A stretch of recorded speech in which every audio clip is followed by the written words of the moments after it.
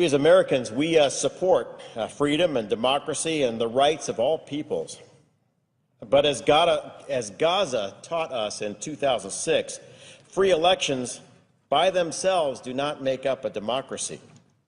There are times when people are offered a chance to elect party leaders that offer them only one election to affirm a dictatorship. We can also learn from the year 1938 that the dangers of ignoring developments abroad are huge. Now, in the wake of the Arab Spring, we turn away from that region at our own peril. Now, on November 28th, the first stage of the Egyptian elections began, which will inaugurate a new electoral system forming a bicameral legislature. This first stage determines about 30% of 498 seats for the government's lower chamber called the People's Assembly. Before Egyptians arrived at the polls, protesters filled Tahrir Square in Cairo, and as a result, over 40 Egyptians were killed. Many are objecting to the military's interference in the electoral process and the decision to force elections well before secular parties had a time to build their capacities. According to public polling and sources on the ground, this will likely hand an electoral victory to the Muslim Brotherhood and more radical Islamic elements within Egyptian society.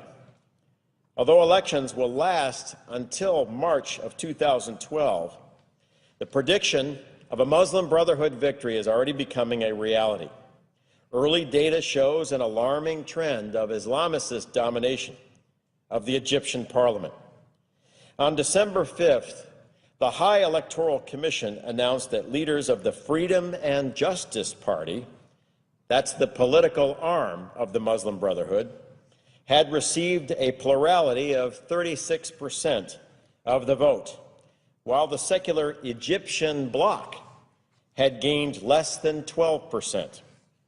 When we include the runoff elections, which took place last week, it appears that the Muslim Brotherhood has won 73 out of 150 seats, or 49% of the currently contested outcomes. This is the same party that led a pre-election rally of 5,000 chanting, quote, "One day we shall kill all the Jews," and another quote, Tel Aviv, Judgment Day is coming."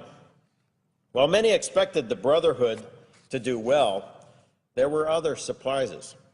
Salafist parties made up of anti-Western hardliners who follow a particularly radical version of Islam are also faring particularly well. Surpassing predictions, they received 24% of the vote in the first round. Importantly, these elections also included so-called liberal districts of Cairo and the Mediterranean port city of Alexandria.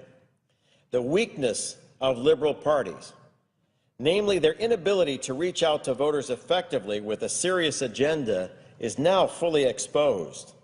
Islamicists are taking full advantage of deeply rooted networks that extend from the mosques into Egypt's poor districts, and their grip in the traditionally conservative areas of Alexandria proved particularly tight.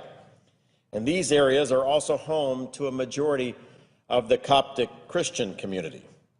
It's clear that if Islamist parties and candidates continue their currently won gains in other elections, they will capture 60% of the national vote in Egypt. This will situate the new Egyptian parliament around deep ideological differences between Salafis and the Muslim Brotherhood and liberal groups, making the Brotherhood the power brokers between Egyptian left and right.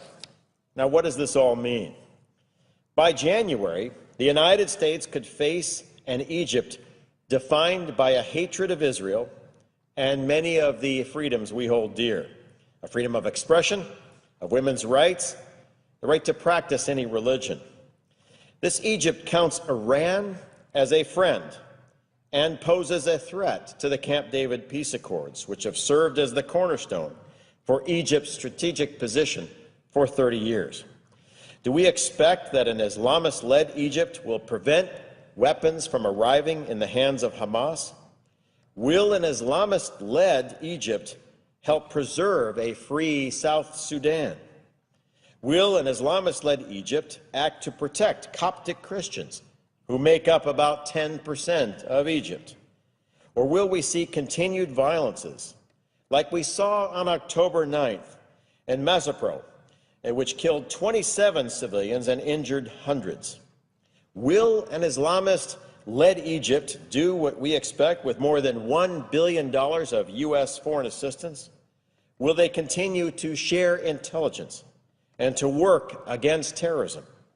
These are all questions that may become critical issues for the national security of the United States very shortly. All of this instability prevents foreign investment and tourism that would help the Egyptian economy. The IMF has forecasted a little over 1% growth for the Egyptian economy next year. They said inflation will top at 11%, while almost 12% of Egyptians will be out of work. Recently, the Egyptian pound traded at its lowest level against the dollar in 7 years. This time last year, the region was on the threshold of exciting change, but today Egypt sits instead on the threshold of a very dangerous path.